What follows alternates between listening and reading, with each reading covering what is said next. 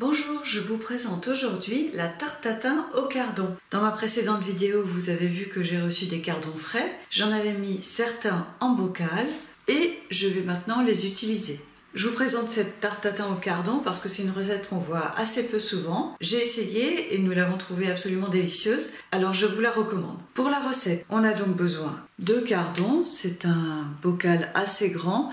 Si vous n'en avez pas suffisamment, évidemment, vous pouvez toujours rajouter dans votre tarte tatin quelques légumes différents. On a besoin de miel, d'un peu de sucre, de beurre, de thym, de romarin, de sel, de poivre. Je vais aussi préparer la pâte à tarte qui va recouvrir mes légumes moi-même. Je fais toujours la pâte à tarte tupperware qui va hyper vite avec de la farine, du sel, du poivre, de la levure chimique, un peu d'huile et de l'eau chaude. Pour le matériel, on a besoin d'une boîte hermétique dans laquelle on va préparer rapidement la pâte et une poêle qui va aller au four. Ça, c'est vraiment super pratique quand on fait une tarte tatin. On prépare le caramel, les légumes et ensuite on recouvre de la pâte à tarte et hop, au four sans avoir à changer de plat. Je prépare la pâte à tarte. Je mets dans le fond une demi-cuillère à café de sel. J'ajoute 200 g de farine, un petit peu de levure. C'est de la levure maison, ça permet que la pâte soit pas trop dure. 80 ml d'eau chaude et 80 d'huile. Si on veut faire plus léger, on peut augmenter la quantité d'eau et diminuer celle d'huile. Ça fonctionne assez bien aussi. Et voilà, on ferme, c'est parti. Miracle, c'est fait, la pâte est prête, on la rassemble, je réserve. Pour les légumes, j'égoutte les cardons.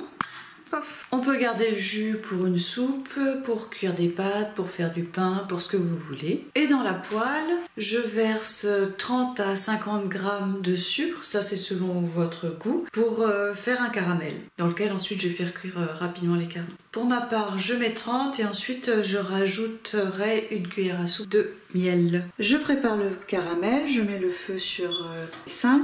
Le feu va de 1 à 9 pour vous donner une idée. Avant, j'étais très anxieuse de faire du caramel. Maintenant que je m'y suis mise, je trouve que c'est vraiment très simple. Donc je fais un caramel sec seulement avec le sucre. L'important, c'est de rester pas loin de la poêle, de ne pas mélanger avec une cuillère en bois pendant que le caramel se fait. L'inconvénient de la poêle noire, c'est qu'on ne voit pas vraiment la couleur du caramel. Ça m'embête toujours un peu. Voilà, là on est pas mal. Donc sans attendre, je verse mes cardons.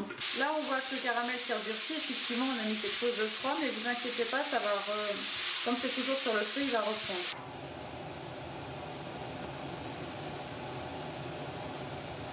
Et du beurre, il faut, pareil que le sucre, 30 à 50 g.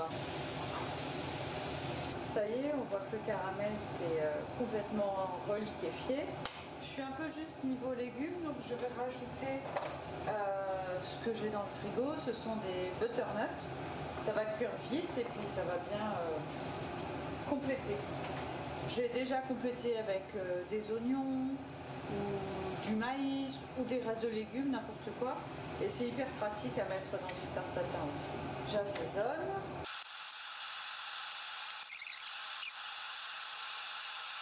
Je vais maintenant abaisser la pâte.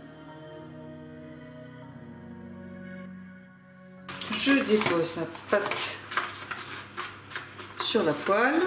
Je rabats. J'aime quand même bien faire un petit trou au milieu pour faire évacuer la vapeur. Et j'enfourne. Je sors du four après 25 minutes de cuisson. J'attends 5 minutes avant de retourner. Tada! Et voici le moment fatidique de retourner la tarte tatin.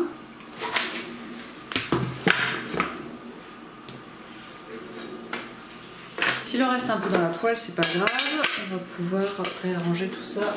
Eh bien, je suis ravie d'avoir rajouté du butternut. Ça apporte de la couleur. Je suis vraiment très contente. Je vais laisser tiédir encore un peu et puis je vais goûter. Si vous avez aimé cette recette, pensez à liker, à commenter, à me raconter si vous l'avez testé et puis bien sûr à vous abonner, ça aide à soutenir ma chaîne. À bientôt!